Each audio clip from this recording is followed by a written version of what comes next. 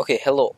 So today I'm going to be reviewing the first book in the Heroes of Olympus series, which is The Lost Hero. So I'm going to start off with a summary, and I'm just going to use a Wikipedia summary here because I I just tried to summarize it, but I just ended up going into way too much detail. So if you're new to this, well, not this channel, if you're new to this book series, what I meant to say is if you haven't read anything dealing with this book series before, you definitely need to start with Percy Jackson, like that series, books 1 to 5, I think, something like that. You need to read the series before you read the series. I don't know if if something that people recommend, but definitely, like it's definitely needed before you start this series. So just so you know, this is going to be spoiler filled. I do not know how to make a book review that doesn't have spoilers unless I'm reviewing the shell of the book or something. But yeah, none of my friends read these books, so I'm going to record the book review videos so that I can discuss these books with an online community. So nevertheless, let's go to the Wikipedia summary. So the Wikipedia summary says The Lost Hero. The novel begins by introducing Jason Grace, Piper McLean, and Leo Valdez, and their three newly discovered demigods who travel to Camp Half-Blood in response to a prophecy. They set off on a quest to prevent the rebirth of the giant king Por- Porphyrion. I don't know if I'm saying that right, but Porphyrion is what I'm going to say, and rescue Piper's father, who has been kidnapped by another giant, Enceladus. Jason, who has amnesia, also begins to remember pieces of his past throughout this book. Most importantly, that he comes from a Roman camp of demigods. Camp Half-Blood resolves to seek out this other camp both to gain allies in the fight against Gaia, the giant's mother and commander, and to locate the missing demigod, Percy Jackson. Okay, so basically we see that a lot of things this book, if you're looking for this book to continue from Percy Jackson, if you really liked Percy Jackson just like I did, and you're like, okay, I want more Percy Jackson action, well, this book is not it because we do not see Percy at all. The closest we get to Percy is Annabeth, which is pretty good. I like Annabeth, so that's cool. But besides Annabeth, we really only see like Talia, characters that weren't really main from the last book. But nevertheless, that's it. So the story starts with Jason Grace, and what are my overall problems with this character? Well, Jason is just boring. So he's supposed to be this leader of a Roman camp called Camp Jupiter, and so he has these things burned on his forearm with SPQR, and that apparently means Senatus Populus Romanus. It's some ancient Roman thing that they used to say. I don't know if I'm culture appropriating or something, but I don't actually know what it means. I looked it up when I was reading the book, but I don't remember now because it was kind of boring. And I'm like, cool, so he's Roman, but there was nothing special about Jason in my opinion. I just read him, he was just like a normal character. There was nothing that stood out to me for him. I was kind of bored. Let me check if I had anything in my highlights. Yeah, that Oh, actually, in my highlights, I have SPQR. That's the motto of the old Roman Empire, Senatus Populus Romanus, the Senate and the people of Rome. So I had it highlighted. I guess I wanted to know. But yeah, so Jason didn't know why he had this tattoo or why he was who he was. But a major indicator was that he used the Roman names for the gods instead of the Greek names. So everyone calls someone like Poseidon, Poseidon, and Zeus, Zeus. But in Roman names, they'd call him, instead of Poseidon, he'd be Neptune, and instead of Zeus, he'd be Jupiter. So Jason proclaims himself the son of Jupiter, and he's supposed to be pretty powerful, which I guess he is. He's able to cut down some Venti in their first fight. But besides that, he's just kind of like a character. He's the type of character to be a background character. Like in the Percy Jackson series, I could take any character, and you could give me their perspective. You could give me Nico D'Angelo, Percy, of course. I enjoyed that perspective. Annabeth, yeah. You could probably even give me Grover, and I'd much prefer that. Grover or Rachel Dare, and I'd much prefer that to this guy's perspective. But nevertheless, there's that. So they have to go on a quest, as I said in the Wikipedia summary. And so he goes on a quest with two friends, and these two friends are Piper McLean and Leo Valdez. Now Piper was supposedly his girlfriend, right? Apparently they weren't actually boyfriend and girlfriend. What happened was Hera or Juno, yeah, Hera Juno. same thing, Greek, Roman. Yeah, Hera or Juno. She apparently took all of Jason's memories, and when she did that, she also altered the mist or something, and altered the memories of Piper McLean and Leo Valdez, so that they thought they knew Jason. Which I thought that was very creepy, but it was at least interesting to start. But then there's Leo. But then, like, the problem really starts, and I start to have PTSD now from this book whenever I read a book and there's another perspective. So the problem really starts when I realize that the perspective is going to switch. No, I can stand reading Jason, right? I just said I don't find him entertaining, but I can stand reading him. But you know who I cannot stand reading? Leo Valdez. Now, Leo Valdez is a son of Hephaestus, and he has the power to create fire. No, that's cool. Apparently, it hasn't been had that power hasn't been a thing in like 600 years or 500 years, something. I really think the author just had to find a way to make Leo worth something. Otherwise, he would just be another Hephaestus kid. So he has the power to do this. He doesn't tell anyone though, because when he was very young, he thinks he burnt down this building. I forgot what it was. Warehouse, yes, a warehouse. He thinks he burnt down this warehouse with his mother in it, and so he blames himself for his mother's death. We later find out that he's not entirely to blame. It's Gaia, or Gaia, the Earth Mother, who's to blame. She is the one behind all this because she's stirring. She's trying to rise. Now, Gaia is older than the gods themselves. So apparently, there's Uranus, and then there's Gaia. So Uranus is the sky. Gaia is the earth, and Gaia has multiple children. So Gaia had children with what was it called? The thing that the under in the underworld where everyone goes, Tartarus. She had children with Tartarus, and these children were the giants. She also had children with, I don't know if it was Uranus. I'm not actually sure who the Titans' children were, but whoever it was, she gave birth to Titans. So cool. And I believe what happened was Kronos, which is one of her children, he slayed his father with the help of Gaia.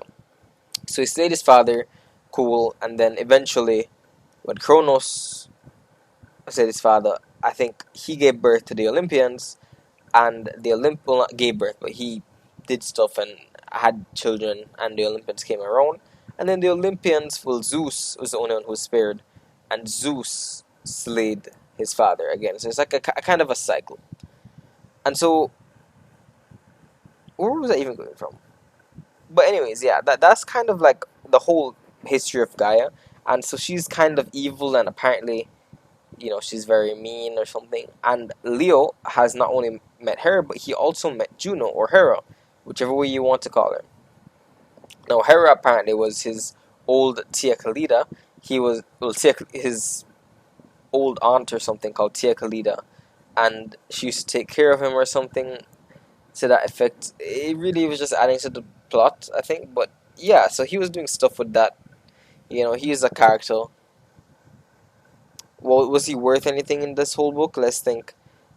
He made a dragon. So for some reason, the other people of the Hephaestus cabin thought that you had to have a dragon, like fix the dragon. You had to have firepower to fix the dragon. So he apparently fixed this dragon called Festus. Festus brought him to Bunker 9, which is some secret bunker that they haven't used since 1821. I don't know if it's 1821. I just pulled that out of places it should not have been pulled. Let me just check.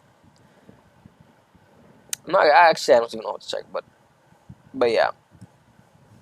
But anyways, yeah, that's Leo. He can create fire. He's pretty insecure about his friend Jason, because Jason's a lot better than him at everything. And yeah, they fly around on the dragon to go to their quest. They go meet the Boreas, which are, there's some wind gods. They're the gods of the north wind. Well, the god of the north wind resides there, and he has some children. The children want to fight. One of them wants to really date Piper McLean, but blah blah blah. So that happens, and they end up leaving. But while they're gone, something happens. Festus the dragon blows up. They end up in Midas' house. Midas, the guy who touches gold. Because apparently what's happening is that monsters, when you kill them, they're not going back to to Tartarus. They're not dying because the doors of death are open and Thanatos has been captured. I believe he's been captured at this point. I'm not sure if he has. We really find out more about that in the second book, but the doors of death are open, so monsters can just come back from Tartarus at any time. And since Gaia is the one who is controlling that right now, she can basically plan whenever she wants monsters to come back or whatever. It's her whole agenda. So that is cool, you know. They fight Midas, they get away. Now, after they finish fighting Midas, where did they go? They went somewhere. Oh, yeah, yeah. They had to go to the wolf house, which Jason's finding his memories back, and he is finally learning who he is. Learns he's Jason Grace. He, of course, knows he has a sister, Talia Grace. And they go to the wolf house. They get cornered or something. They fight. No, sorry, they don't go to the wolf. They go near to the wolf house. They get cornered. They fight. Talia Grace comes in. She saves them, and after she saves them, she takes them to Aeolus' house. Aeolus is pretty wacky, some god of the winds or something. So there's a north wind, south wind, west wind, east wind, and we learn more about the other winds later on. But yeah, so she Talia brings them to where Aeolus' fortress is, and they try to get a meeting with him, but then they meet this nymph, this cloud nymph, and the coach. Oh, I forgot to mention they went through a whole lot of stuff with like this girl called Medea, because they're talking about the Argonaut, which is some ship that they sailed a long time ago. Listen, it's a lot and a lot of content that was just going on in this book, and I was so utterly bored. So overall, if you wanted my review in a nutshell, I was bored of this book. I was also bored of the second book, third book, and the fourth book was semi-interesting. Okay, actually, the second book was semi-interesting as well. The second and fourth book were semi-interesting. The first and third book were absolutely boring, and the fifth book is shaping up to be even worse. But anyways, I completely forgot where I was, but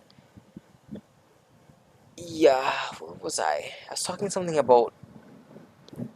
Oh yeah, so they went to Aeolus, the cloud nymph. By the way, I forgot to mention the three kids who were on their quest. They brought on their satyr friend, which is Coach Hedge, the same guy who was the teacher. They freed him because he got captured by some Venti, and when they did this, he decided to come along with them on the trip, and he's been super annoying. This coach, hold on, this guy was the most annoying character in this whole book. He like I get it. He's supposed to be like this satyr who wants to fight everyone, but every other second he's shouting, "Die, die! He'll fight, he'll fight." But I just thought it was lame. Like so he's a half human, half horse, and he just keeps shouting "die" and he wants to kill everything and fight. I'm like, cool, bro, but that was lame. I felt like the joke was more for.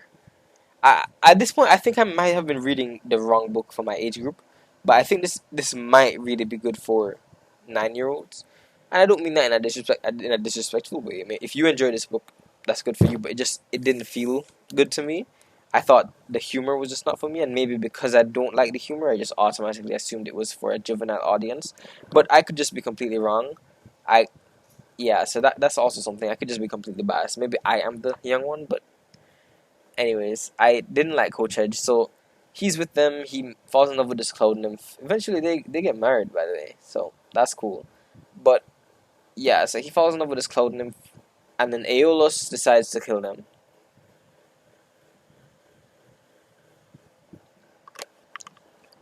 Yep, the Northwind decides to kill them. I don't actually know why. Like I really don't remember why he decides to kill them, but he just does. He tries to. They float away. That's when they get near to the wolf house, and that's when they fight some monsters. Talia. Wait, am I lost? Where did they float after Aeolus? I think I might just be a little lost.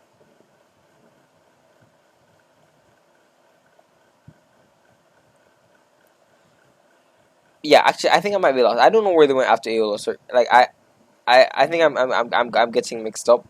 But anyways, the main point is that the god tried to kill them. I don't know which order he tried to kill them in, but yeah. Now, this whole story was building up to the fact that Piper McLean might have had to betray her friends. And so she had to betray her friends because this giant Enceladus captured her father. And so apparently that means she has to betray them so that she can get her father back, even though this giant would clearly never do that. Anyway, she ends up telling them they don't care, really. They're like, we'll go help you get this guy. And giants are supposed to be super strong. Now, they're hyped up to be stronger than the Titans, older forces, more powerful, blah, blah, blah. So please tell me that why when we get there, there's a 30-foot giant, and I think they're like 15-year-olds supposedly have the power to fight a 30-foot giant after saying for how many times like this thing is like unkillable. Oh my gosh, they're so powerful giants. Like after saying all that, how is it that this guy gets beaten in like one page? Uh, Let me see. So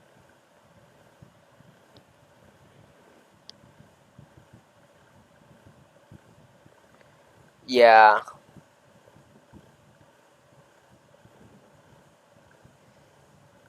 yeah. So that happens, and I was just, I was just so bamboozled.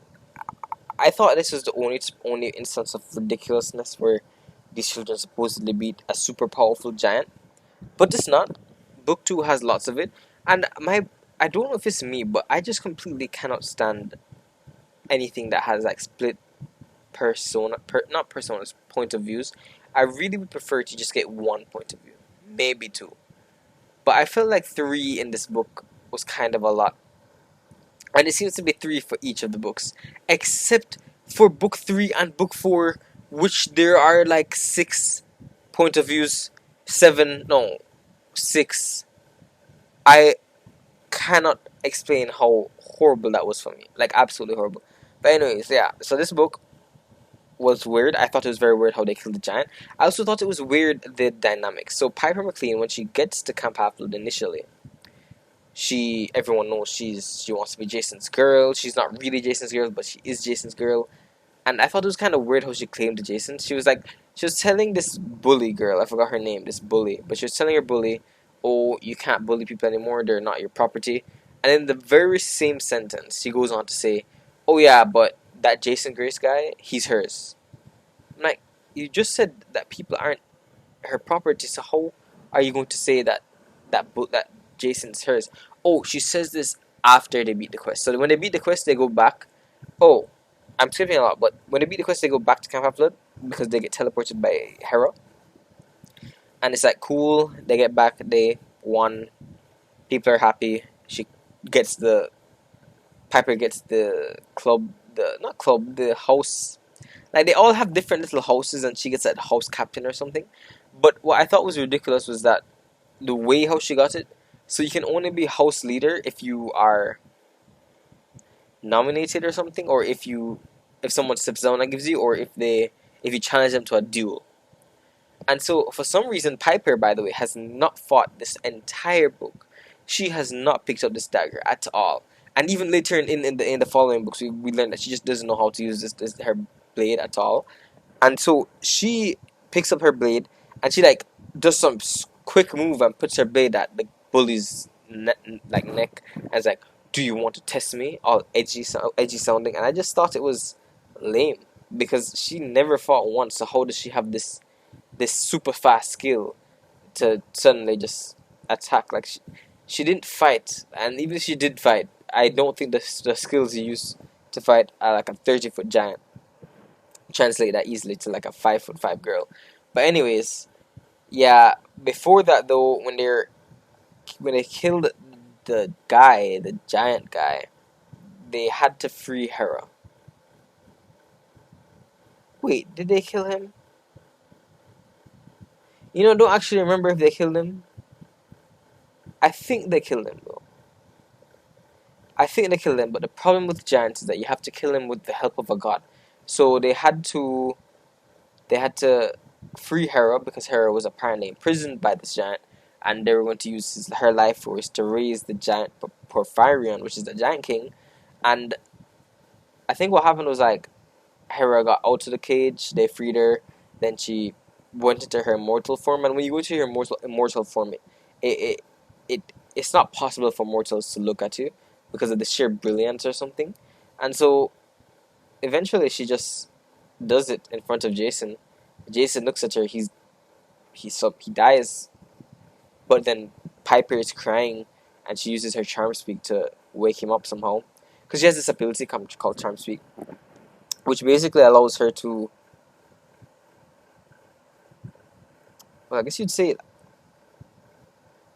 to impose her will on people. So she could say like, "See, oh, you want to sit down," and they'll sit down, something like that. Yeah, she can really get people to start liking her, and so it's the reason why this is even interesting is because she was a kleptomaniac, or well, that's at least what people said. So before, when she was in the mortal world, and she just asked people for like, could I get this car from the dealership? The guy would be like, yeah, sure, and then she drives it, and then the police go get her, and it's like, you stole the car, and she always wondered why that happened, and it's because she has charm speak. So when she speaks, people are more inclined to listen, and it works better if they're attracted to her, which is kind of weird since the sales guy would be an adult and Piper McLean was like 15. Yeah, there's some problems in this book. Anyways, Piper frees her dad. She gives him some potion so he forgets all the stuff that the giant put him through. Hera kills the guy. Win-win. They all win. And then Jason remembers everything from Rome, and he remembers that he was the praetor of the 12th Legion Fulminata, which is just how they do their thing at Camp Jupiter, which is the other camp, the Roman camp.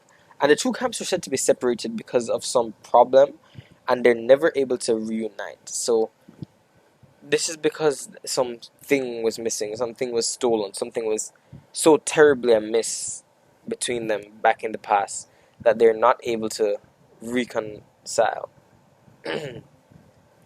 So we see everyone kind of, well, not everyone, it's kind of weird for a Roman to be in a Greek place, especially because, well, the Romans took over Greece, so it's kind of weird. But anyways, we learn he's in Rome, and that's when we realize that Hera, what she did was she had to trade leaders from each camp, because she believes that the two camps need to make peace, the Romans and the Greeks, because when the Romans and the Greeks are at war, the gods, the Olympians, the Zeus guys, those guys, they all have split personalities, because when they're fighting, well, when their children are fighting, it's like their Roman and their Greek side is fighting against each other, and so they all become semi-schizophrenic.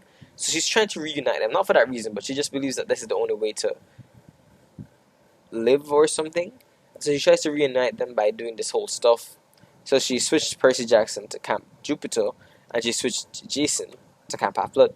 So we know now that Percy is in Camp Jupiter, and that is actually what the next book will be about, which is the Son of Neptune. But that book was better. But yeah, so that's basically what this book was about. I gave it a 3-star rating on my Goodreads. Not because it was good or bad. I just I It was a lot of pages, and I can appreciate that he wrote a lot of pages. Now this book is really easily read. The language that it's written in is very accessible to me, and I mean it really is accessible. I mean, you have language like this, and you have guys who recommended like the Eye of the World from the Wheel of Time series, and the first page of the Eye of the World says, "The palace still shook occasionally as the earth rumbled in memory, groaned as if it would deny what had happened. Bars of sunlight cast through rents in the walls made by motes of dust glitter, where they yet hung in the air." Now, this is absolutely, like, I don't know if I'm reading incorrectly, but I absolutely get nothing that's being said in this whole first part. It's supposed to be a really good book as well, but I just have a problem reading books that are so flowery. Like, I just don't get it. I also read A Court of Thorns and Roses. I thought it was horrible, so I dropped it there. I read Vampire Academy up to book 5, I think. 1, 2, 3, 4, 5. Yeah, book 5. I started book 6, but I dropped it. I thought it was horrible. I have been having a problem with horrible books these days. Like, The Alchemist was one of my least favorite books of all time. And so if you guys have any book recommendations, please let me know. I'm going to just go on my Goodreads right now and just tell you like what my most favorite books are. So my favorite books are, so we have Harry Potter, Percy Jackson, Definitely not the Heroes of Olympus series, nothing from there. So Harry Potter, Percy Jackson, and the first three issue books from Keeper of the Lost City. Keeper Keeper of the Lost Cities, yeah. So the first three books I really liked those. The rest of them I didn't. And yeah, those are the only books I've liked out of the 54 books I've read. So if you have any book recommendations, please give me some because I'm in desperate need to feel something from reading and not feel like I can't understand a single thing. But yeah, this book was lame. No offense to the author. I mean, not like he'd see this, but I just don't mean to be offending guys and their livelihood. But I just thought it was not for me. Maybe it would be for you though, so you could always check it out. Especially if you're a new reader, read the Percy Jackson series. It's so easy to read. A major problem I had with reading was I could not understand for the life of me what these authors were saying. But yeah, that was pretty much all I wanted to talk about for this book review. So I hope you guys have something to say about that. And thank you for watching, I think.